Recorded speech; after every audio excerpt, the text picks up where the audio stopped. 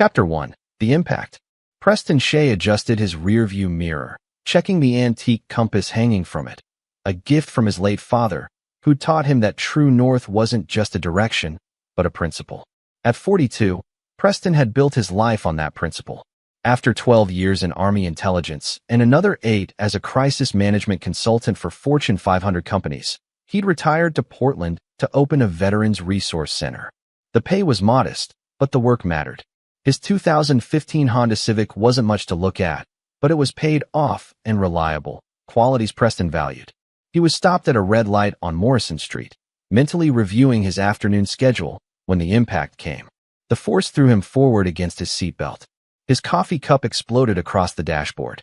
Behind him, a black Maserati Quattroporte had rear-ended him at what must have been 20 miles per hour. Preston took a breath, checking himself for injuries. Nothing serious, just whiplash beginning to set in. He unbuckled and stepped out. The Maserati's driver's door opened. A woman in her mid-30s emerged, designer sunglasses covering half her face, phone pressed to her ear. Her blonde hair was pulled back severely, and her white pantsuit probably cost more than Preston's monthly rent. No, Felicity, I'm still coming to lunch, she said into her phone, not even glancing at Preston. Some idiot stopped short in front of me. Preston's jaw tightened. Excuse me, ma'am. You just hit my car. She held up one finger without looking at him, continuing her conversation. I know, right? Probably some Uber driver who doesn't know how to. Ma'am. Preston's voice carried the authority of someone accustomed to being heard. We need to exchange insurance information. She finally looked at him, her eyes scanning his work jeans and Veterans Center polo shirt with undisguised contempt. I'm on the phone, and I'm standing next to my damaged vehicle. Hang up. Her eyes narrowed. She said something quick into the phone and ended the call. Do you know who I am? Someone who just committed a traffic violation. She laughed, a harsh, brittle sound. I'm Maureen Wilkerson. My husband is Lloyd Wilkerson. He owns half the commercial real estate in this city, 3 tech companies, and probably the building where you work. She pulled out her phone. Here's what's going to happen. You're going to get back in that piece of junk and drive away, and you're going to forget this ever happened. Preston pulled out his own phone and started taking photos of the damage. Her crumpled front bumper, his crushed rear end, the skid marks, her license plate. What's actually going to happen is you're going to give me your insurance information, or I'm calling the police. You're calling the police? Her laugh was sharper now. You really are stupid. She got back in her Maserati. What are you doing? Leaving. Sue me if you don't like it. Preston moved to stand behind her car, still recording. That's a hit and run. That's a crime. Out of my way. I'm not moving. She revved her engine. For a moment, Preston thought she might actually run him over. Then she threw the car in reverse, swerving around him with inches to spare, and sped off. Preston stood there, adrenaline coursing through his veins. He'd faced down insurgents in Fallujah, negotiated with hostile corporate boards, stared down men with guns. But the casual cruelty in Maureen Wilkerson's eyes was something different, the absolute certainty that rules didn't apply to her. He looked down at his phone. He had everything on video, her license plate, her face, her admission that she was leaving the scene. But as he watched her Maserati disappear around the corner, he knew the real question wasn't whether he had evidence. The question was whether evidence mattered when your opponent owned the system. Chapter 2. The Message. 3 hours later, Preston sat in his small office at the Veterans Center, icing his neck and filling out a police report online. His car was at a body shop, $3, $800 in damage, which would max out his deductible. The officer he'd spoken to had been sympathetic but realistic. Lloyd Wilkerson's wife. Officer Vernon McGraw had said, shaking his head. Look, file the report. Document everything. But he'd trailed off, the unspoken truth hanging between them. Preston's phone buzzed. Unknown number. The text message made his blood run cold. I heard you filed a police report. That's cute. My husband owns every lawyer in this city. Sue me. Actually, please do. I could use the entertainment. Another message followed immediately. P.S. I found your Veterans Center online. Such a sweet little charity. Would be a shame if your building's lease wasn't renewed. Oh wait, my husband owns that building too. Smiling face with smiling eyes. Preston stared at the messages. She wasn't just rich and cruel. She was stupid enough to threaten him in writing. He'd seen people like her before, People so insulated by wealth and power that they'd forgotten basic self-preservation. They'd forgotten that everyone had vulnerabilities. He saved the screenshots, backed them up to 3 different cloud services, and sent copies to his personal email. Then he pulled up his laptop and started researching. Lloyd Wilkerson, 47. Self-made billionaire. Started with a small property management company at 23, built it into an empire. Owned Wilkerson Properties, Wilkerson Tech Ventures, and had his fingers in a dozen other pies. Married to Maureen for 8 years. No children. But it was the photo that caught Preston's attention. Lloyd at a charity gala, arm around his wife, both of them smiling for the camera. Lloyd's smile reached his eyes. Maureen's didn't. Preston had spent years reading people, understanding what motivated them. Lloyd Wilkerson hadn't built his empire by being stupid or cruel. The articles described him as shrewd but fair, demanding but generous with employees who performed. He'd started from nothing. Father was a construction worker, mother a schoolteacher. Maureen, on the other hand, came from old money. The Stark family, Connecticut blue bloods who'd lost most of their fortune in the 2008 crash. She'd married Lloyd 6 months after they met. Preston leaned back in his chair, thinking. Then he typed a reply. You have 30 minutes to apologize. The response came in seconds. Face with tears of joy, face with tears of joy, face with tears of joy, face with tears of joy, face with tears of joy. What are you going to do? You're nobody. Preston set a timer on his phone for 30 minutes and opened a new browser window. He had work to do. 23 minutes later, his phone rang. Unknown number. But Preston knew who it was before he answered. Who the hell are you? Lloyd Wilkerson's voice was ragged, panicked. Please, whatever you're doing, stop it now. Preston let the silence stretch for 3 seconds, long enough to establish control. Mr. Wilkerson, I'm Preston Shea. Your wife hit my car this morning, committed a hit and run, and then threatened me and my business. I asked her to apologize. She declined. I don't care about any of that. Lloyd's voice cracked. How did you? What are you? I gave her 30 minutes. She used that time to mock me. I used it more productively. Listen to me very carefully. I will pay for your car. I will pay you $1 million. $2 million. Just stop what you're doing. Right now. What exactly do you think I'm doing, Mr. Wilkerson? I'm watching. Jesus Christ. I'm watching my entire security system broadcast live on the internet. My home security cameras. My office cameras. The cameras in my... He stopped. How is this possible? Preston smiled. You use Sentinel security systems for your properties. Excellent choice. Very expensive, very exclusive. They were also one of my clients back when I worked crisis management.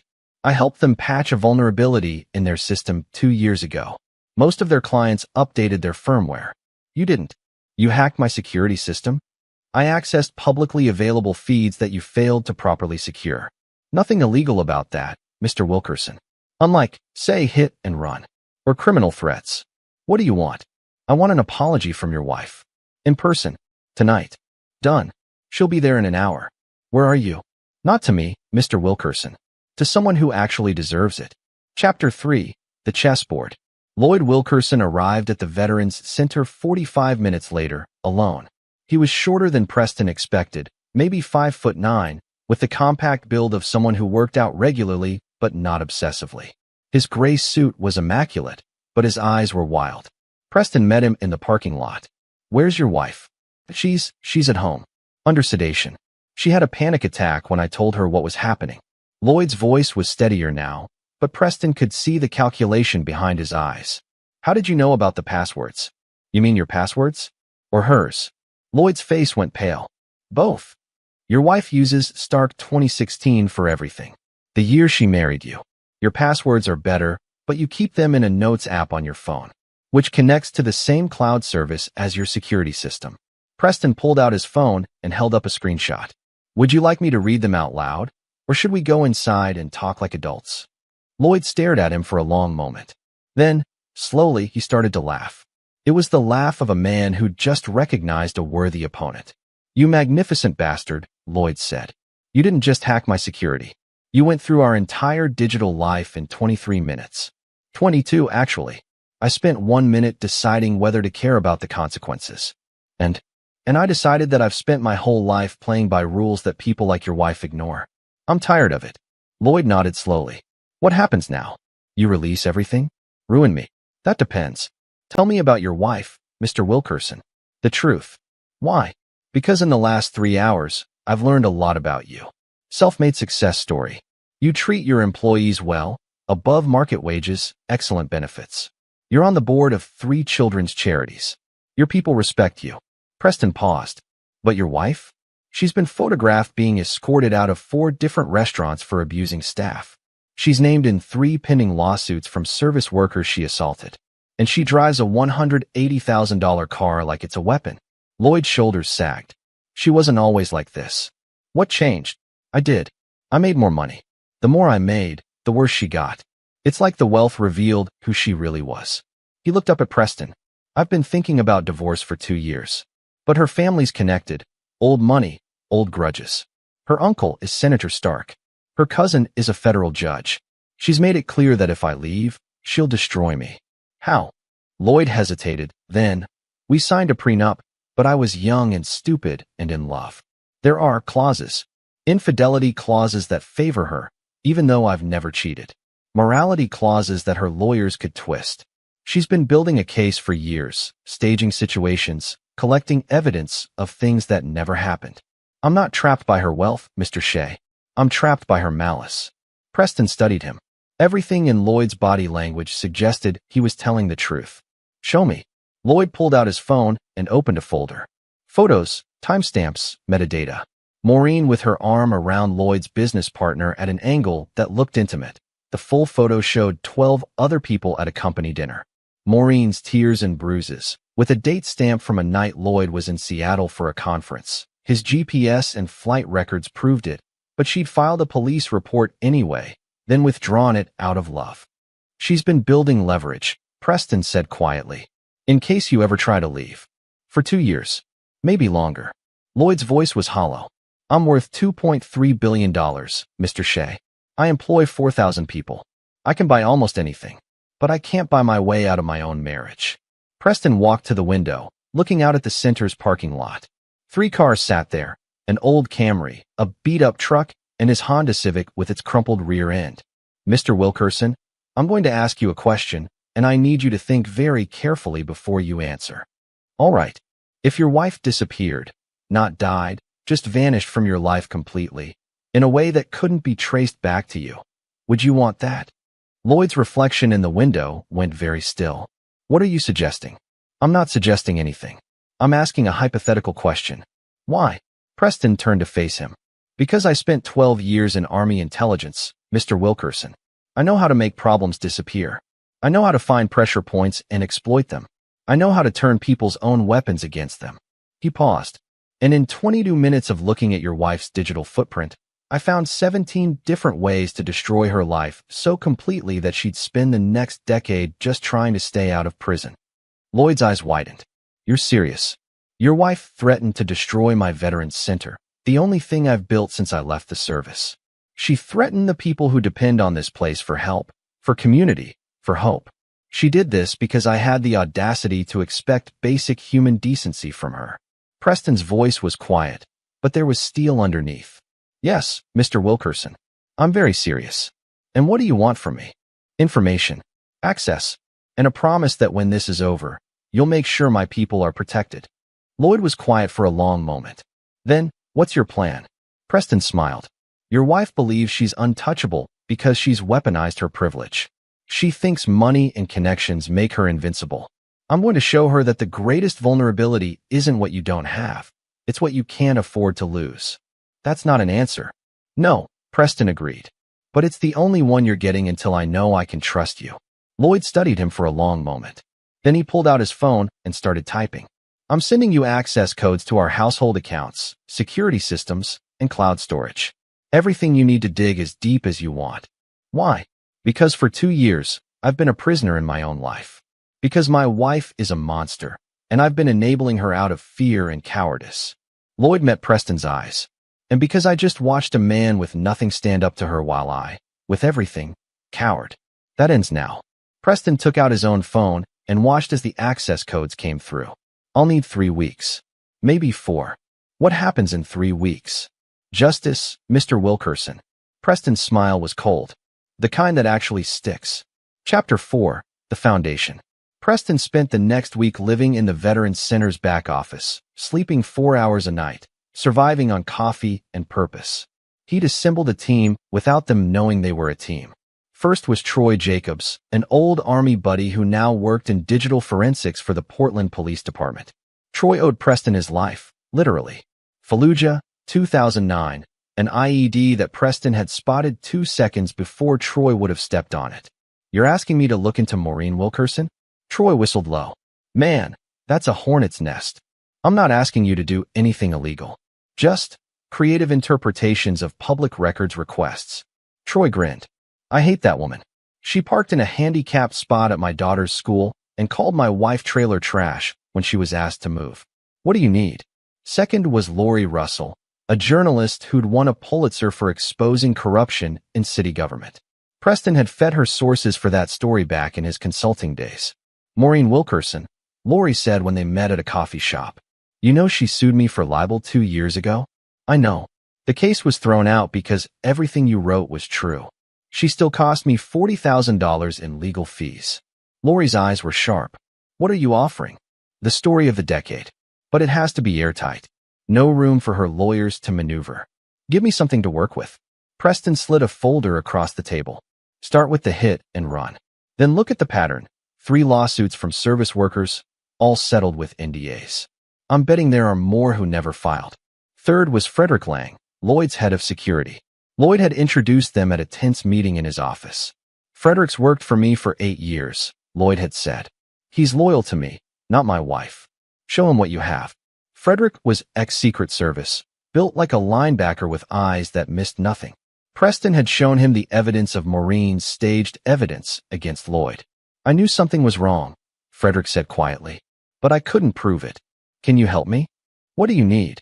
"Her schedule, her routines, the names of everyone she's close to." "Consider it done." Now, 7 days in, the picture was becoming clear.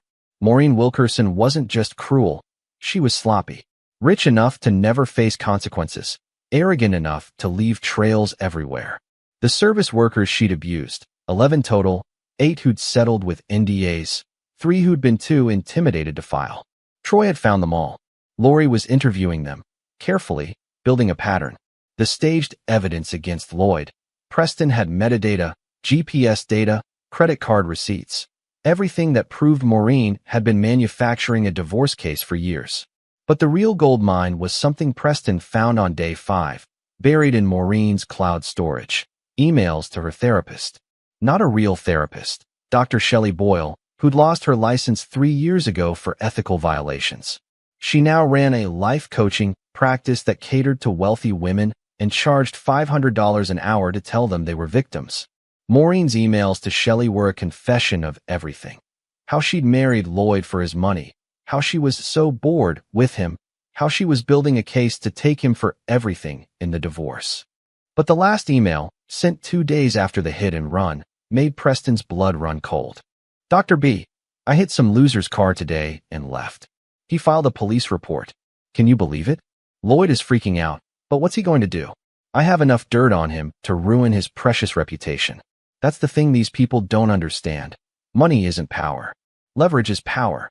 And I have all the leverage. Preston read the email 3 times, then started making calls. Chapter 5, The Pressure. "You look terrible," Lloyd said when they met for their 3rd secret meeting, this time at Preston's apartment. "I've been busy." Preston spread printouts across his coffee table. "Your wife is having an affair." Lloyd blinked. "What?" "Jerome Hagan. Runs a hedge fund. Married. 3 kids. They've been meeting at the Cascade Hotel every Thursday for 6 months." Preston slid over photos, not explicit, but damning. Timestamps. Parking garage footage. Credit card receipts in Maureen's name for room service. Lloyd stared at the evidence, his face unreadable. The prenup's infidelity clause. Goes both ways. If she's cheated, she gets nothing in a divorce. The entire prenup becomes void, and you revert to state law, which in Oregon, with proper documentation of her behavior, strongly favors you. Why would she risk this? Because she's arrogant. Because she thinks you're weak. Because she's never faced real consequences. Preston pulled out another folder. But here's where it gets interesting. Jerome Hagan is also being blackmailed. By who? By your wife. She's been recording their encounters. She told him that if he ends the affair, she'll send the recordings to his wife and business partners. Lloyd's expression hardened. That's who she is. She finds what people love and threatens to destroy it. Yes. Which means Jerome Hagan is motivated to help us. You talked to him? I did better. I showed him a way out. Preston pulled up a recording on his laptop. Jerome Hagan's voice, shaky but clear. She approached me at a charity event. I was flattered. I'm 20 pounds overweight and losing my hair. A beautiful woman paying attention to me? I was an idiot. But then, after the first time, she showed me the recording. She'd hidden cameras in the hotel room. She said if I ever left her, she'd destroy my family, my business, everything. I'm trapped. He's willing to testify? Lloyd asked. Better. He's willing to flip the script. Preston explained the plan. Jerome would continue the affair, but would wear a wire to their next meeting, provided by Troy, completely legal in Oregon's one-party consent state. Maureen would inevitably brag about her schemes, her leverage over Lloyd, her plans for the divorce. All recorded. And when we have that recording? Lloyd asked. Then we move to phase 2. Lloyd was quiet for a long moment. You've done more in 2 weeks than my lawyers did in 2 years. Your lawyers were playing by the rules. I'm not. What happens to her? After all this? Preston met his eyes. That depends on how far you want me to go. All the way, Lloyd said quietly. I want her to lose everything, the way she's made so many other people lose everything. I want her to understand what it feels like to be powerless, even if it means destroying her family connections, her uncle the senator. Especially that. The Stark family has been trading on their name and connections for generations while looking down on everyone else. If Maureen's their representative, they deserve what's coming. Preston nodded. Then we move forward. But Lloyd, once we start this, there's no going back. It's going to get ugly. It's been ugly for 2 years. I'm ready for it to be finished. 3 days later, Jerome Hagan met Maureen at the Cascade Hotel, wearing a wire so small, it was invisible. The recording was 90 minutes of damning material. Maureen, laughing. Lloyd actually thinks I'm afraid of him. He has no idea I've been planning this for years. By the time I'm done, he'll be lucky to keep one of his companies. Jerome, prompted by coaching from Preston. What about that guy whose car you hit? Maureen, dismissive, some nobody. Lloyd's terrified I'll be sued. But so what? I'll tie him up in legal fees until he gives up. That's what people like him don't understand. Justice goes to whoever can afford to wait. Jerome, what if he doesn't give up? Maureen, then I'll destroy him. I'll have Lloyd evict his little veterans center. I'll make sure he never works in this city again. I've done it before. There was this waitress last year who dared to ask for an apology after I threw a drink in her face. I had my lawyers bury her in paperwork until she withdrew her complaint. These people need to learn their place. Preston listened to the recording 3 times. Then he called Lori Russell. I have something for you, he said. But you need to be ready to publish immediately. How immediately? Tomorrow night. And Lori, this is going to cause an earthquake. You ready for that? Her laugh was fierce. I've been ready for 2 years. Chapter 6, The Cascade.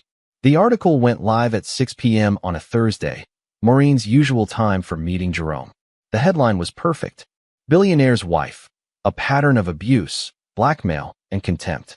Lori had outdone herself. 11 victims, all named, all with documented evidence. The staged divorce evidence against Lloyd, confirmed by digital forensics experts. The affair with Jerome, including his testimony about being blackmailed. And, most damning, excerpts from Maureen's own emails and the wire recording. Within an hour, it had 50,000 shares. Within 2 hours, local news was covering it. Within 3 hours, Senator Stark's office was declining to comment. Preston watched from his apartment as his phone lit up with messages. But the call he was waiting for came at 8:47 p.m. She's hysterical, Lloyd said. She knows it was Jerome. She's threatening to sue everyone. You, Lori, Jerome, me. She's calling her uncle, her lawyers, everyone she knows. Let her. Every threat she makes now is more evidence. She wants to know how you did this. How you found everything. Preston smiled. Tell her the truth. Tell her that I'm nobody, just like everyone else she's hurt.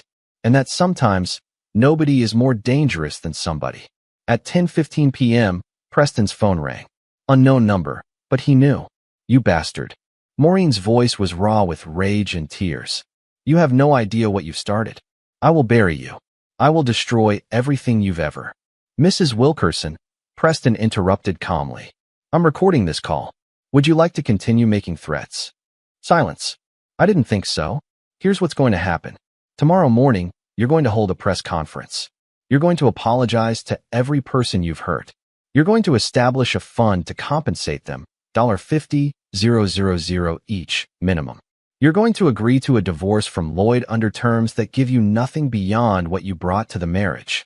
And if I don't, then tomorrow, I release phase 2. The evidence of your tax fraud, the offshore accounts you've been hiding from Lloyd and the IRS. The evidence that you've been embezzling from Lloyd's charitable foundation.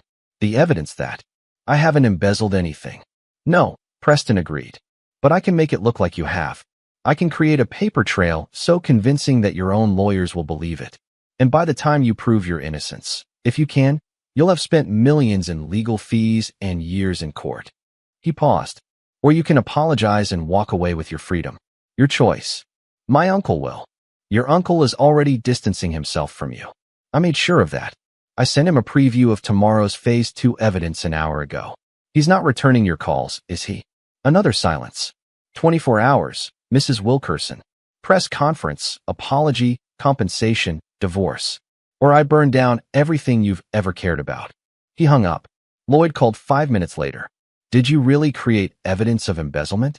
No, but she doesn't know that. And more importantly, she knows I could. That's the thing about living your life through cruelty and deception. Eventually, you can't tell truth from lies anymore, even about yourself. What if she calls your bluff? Then we move to phase 2 for real. I have enough legitimate evidence to prosecute her for blackmail, fraud, and a dozen other charges. But I'd rather she just disappear from your life. Why? Preston was quiet for a moment. Because I've seen too many good people destroyed by bad ones, Lloyd. And for once, I want to see it go the other way. Chapter 7. The Unraveling. Maureen didn't hold a press conference. Instead, at 3 a.m., she tried to run. Frederick Lang called Preston from PDX Airport. She's here, checking in for a flight to the Cayman Islands. What do you want me to do? Is Lloyd aware? He's the one who told me to follow her. Preston thought for 3 seconds. Let her board. Then make a call to TSA. What am I reporting? That a person named in a criminal complaint for blackmail and fraud is attempting to flee the country. You're not lying. I filed the complaint an hour ago. Frederick chuckled. This is going to be good. Maureen made it as far as the jetway before TSA pulled her aside. The scene was captured on security cameras. Her screaming, demanding lawyers, dropping her uncle's name. It was all over social media by 6 a.m. By 8 a.m., the Portland police had issued a warrant for her arrest on multiple counts of blackmail. Jerome Hagan's testimony and the wire recording had been enough. By noon, 3 more victims had come forward, 2 more service workers, and, surprisingly, one of Lloyd's business partners. A man named Clark Mayo who'd been pressured by Maureen into giving her insider information about Lloyd's companies, under threat of exposing an affair Clark had had 5 years ago. She collected leverage on everyone around Lloyd. Clark told Lori Russell in an interview. She was building an empire of secrets, and she planned to use it to destroy him. But she made one critical mistake. She assumed that everyone was as afraid as she wanted them to be. By 3 p.m., Senator Stark released a statement. I am deeply troubled by the allegations against my niece. My office will cooperate fully with any investigations. The Stark family does not condone or protect criminal behavior, regardless of family connections. Translation, you're on your own, Maureen. By 5 p.m., Maureen's lawyer, a man named Walter Manning who specialized in defending the wealthy, held his own press conference. My client maintains her innocence and looks forward to her day in court. These allegations are the result of a coordinated smear campaign by her estranged husband and his associates. Mrs. Wilkerson is the real victim here, a woman being punished for refusing to be silenced. Preston watched the press conference from Lloyd's office. He's good. He's $2,000 an hour, Lloyd replied. But he's working with nothing. What's our next move? We wait. The criminal case will take months, maybe years. But we don't need a conviction. We just need her occupied and powerless. And the divorce? File tomorrow. With the infidelity evidence, the blackmail charges pending, and her attempted flight, you'll get an emergency order of protection. She won't be able to come within 500 feet of you or your businesses. Lloyd nodded slowly. I can't believe this is almost over. It's not over yet. She still has resources, connections. She'll fight. Let her. For the first time in 2 years, I'm not afraid of that fight. But Preston was worried. He'd seen Maureen's type before. People who'd rather burn everything down than admit defeat. And she still had one card left to play. Chapter 8. The Counterstrike. The attack came at midnight, 3 days later. Preston's apartment building's fire alarm shrieked to life. He grabbed his go-bag, old habits from his army days, and headed for the stairs. On the ground floor, firefighters were already arriving. But there was no smoke, no flames. False alarm, one of them told the assembled residents. Probably a malfunction. But Preston knew better. While everyone was outside, someone had broken into his apartment. They'd been professional, no obvious signs of entry, nothing obviously missing. But his laptop was in a slightly different position. His filing cabinet had been opened. They were looking for his evidence. Preston pulled out his phone and called Troy. They hit my place. Who? Maureen's people. They're looking for the originals. Do they know about the backups? I don't think so. But we need to move faster. The next attack came the following day. The Veterans Center received notice that their lease would not be renewed. The building owner, a subsidiary of a company owned by one of Maureen's cousins, cited necessary renovations. Preston called Lloyd. She's striking at the center. I'll buy the building. Name your price. That's not the point. She wants to prove she can still hurt me, that she's still powerful. Then what do? We show her she's wrong. Preston spent the next 48 hours orchestrating a media campaign. Lori Russell wrote a follow-up piece. Billionaire's wife retaliates against Veterans Center. The headline alone sparked outrage. Within hours, donations poured in, enough to buy a new building twice over. The mayor tweeted support. The governor made a statement. By the end of the week, the Veterans Center had more funding and visibility than Preston had ever dreamed of. But Maureen wasn't done. On Sunday morning, Preston received a package. No return address. Inside was a single photo, his father's grave, with a note. Everyone you love ends up underground. Remember that. Preston stared at the photo for a long time. It was meant to terrify him, to make him back down. Instead, it crystallized something in his mind. Maureen Wilkerson didn't just need to lose. She needed to understand why she'd lost. He made a call to an old contact from his intelligence days, a woman named Ellen Bass who now worked in white-collar crime for the FBI. I need to ask you a hypothetical question, Preston said. I don't like hypotheticals. If someone had evidence of blackmail, fraud, and witness intimidation, and that person had also fled the country to avoid arrest, what would the FBI's interest level be? Ellen was quiet for a moment. Are we talking about Maureen Wilkerson? Hypothetically. Hypothetically, if someone had federal-level evidence, the FBI would be very interested. Especially if that evidence connected to other crimes, say, wire fraud, extortion across state lines, or conspiracy. And if that evidence existed, then that someone should call me. Today, Preston hung up and opened his encrypted files. He'd been holding back the biggest piece, the offshore accounts Maureen had mentioned. He'd found them in her cloud storage. 3 accounts in the Cayman Islands, 1 in Switzerland, totaling $4.7 million. Money that she'd been systematically moving from Lloyd's accounts over the past 3 years. It wasn't embezzlement in the traditional sense. As Lloyd's wife, she'd had access to their joint accounts. But the offshore accounts were in her name only, hidden from Lloyd, unreported to the IRS. That was federal tax evasion. That was wire fraud. That was the kind of case that could send her to federal prison for a decade. Preston sent the evidence to Ellen Bass. Then he called Lloyd. It's time to end this, Preston said. I need you to make a statement. Chapter 9. The Aftermath. The federal indictment came down 2 weeks later. 12 counts of wire fraud, 4 counts of tax evasion, 6 counts of blackmail, 3 counts of witness intimidation. Maureen Wilkerson was arrested at her lawyer's office, still protesting her innocence. Walter Manning, her expensive attorney, looked shaken at the arraignment. Your Honor, my client is not a flight risk. Your client was arrested at an airport attempting to leave the country. The federal prosecutor interrupted. Bail is denied. Maureen spent that night in federal detention. No designer clothes, no special treatment. Just a cell and the beginning of understanding that her old life was over. Lloyd filed for divorce the next day. With the criminal charges pending and the infidelity evidence, it was uncontested. Maureen's lawyers advised her to sign. Fighting would only make the criminal case worse. She got nothing. No alimony, no property settlement, nothing but the clothes she'd been wearing when she was arrested. 3 months later, Preston stood in the parking lot of the Veterans Center's new building, purchased with donated funds, twice the size of the old one, in a better location. Lloyd had insisted on cutting the ribbon at the opening ceremony. "None of this would have happened without you," Lloyd said quietly as they watched veterans and their families stream inside. "You would have found another way." "No. I was paralyzed by fear and self-preservation. You showed me that fighting back was possible." Lloyd paused. "The trial starts next month. The prosecutor thinks Maureen will get 8 to 10 years. How do you feel about that?" "Honestly, relieved. Not because she's suffering, but because she can't hurt anyone else." Lloyd turned to face Preston. "I owe you everything. You don't owe me anything. You gave me access and trust. I just used what was already there." "What about Jerome Hagan?"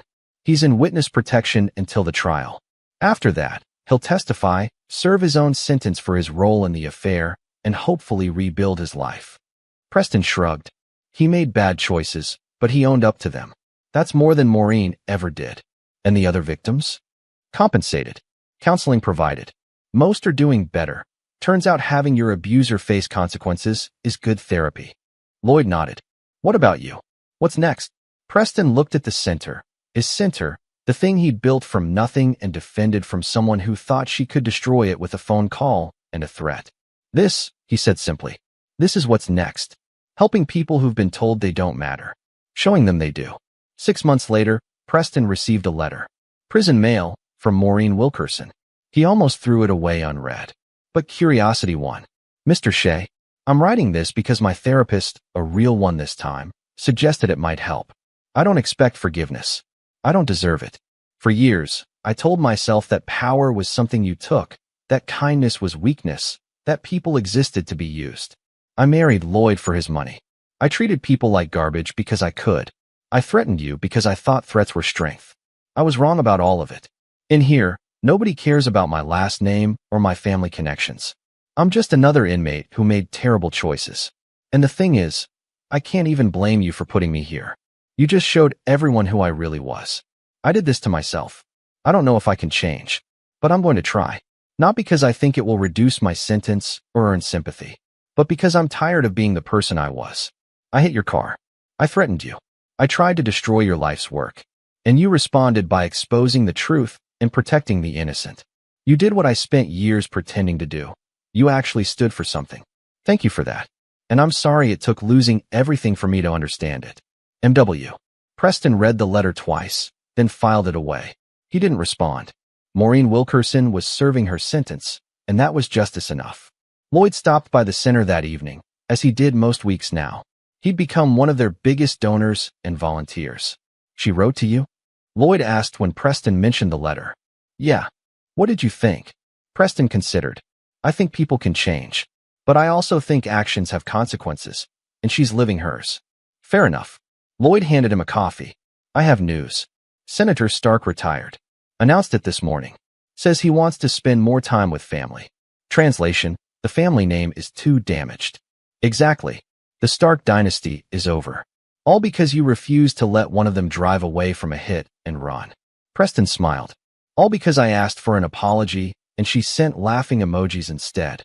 They stood together in comfortable silence, watching through the window as a group therapy session wrapped up inside. Veterans helping veterans, people supporting people. "You know what the best part is?" Lloyd said quietly. "What?"